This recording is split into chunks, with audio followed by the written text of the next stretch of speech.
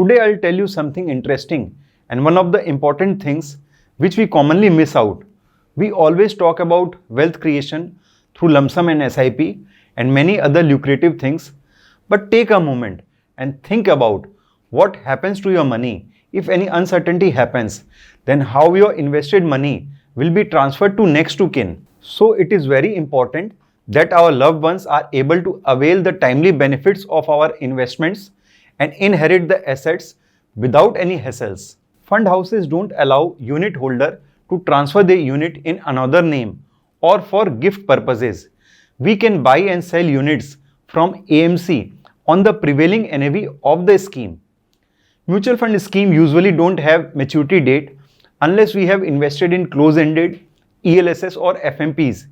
Even in case of a SIP, there is a term for which investment need to be made regularly. If the investor passes away while the SIP is perpetual, there are defined procedures to be followed by the nominee, survivor in case of joint holding, or legal heirs to claim the proceeds. This process is called transmission. This procedure in case of mutual fund investment is very transparent, straightforward, and all fund houses follow a uniform, well-documented process when it comes to transmission. If the investment is in name of first holder and nominee is available, then unit can be transferred to registered nominee. The nominee is only a custodian of money, which is an established legal stand.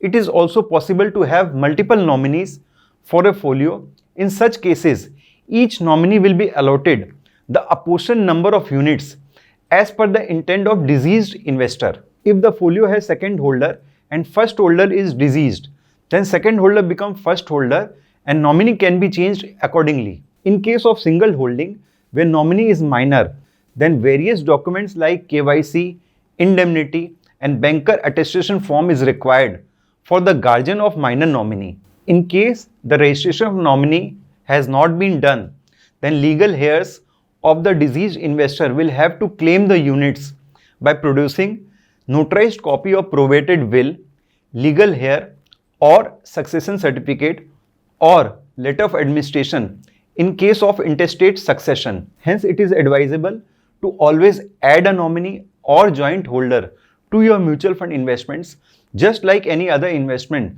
to make things easier for one's near and dear ones to claim the money. We also need to keep the nominee informed about it. Different rule applies for HUF transmission. Karta keeps on changing till 4th generation and HUF name remains the same. In case of companies and partnership firm, transmission is not applicable. Only directors or authorized signatories get changed. Here my advice to all my viewers is to check their nomination details seriously and get in touch with your distributor and add nomination, which can be done online also. Our target is to provide important information related to wealth creation through this channel Mutual Fund Shop, and that will help you to take decisions wisely. So subscribe and press bell icon for the latest update. Nomination करिए, सुकून से रहिए.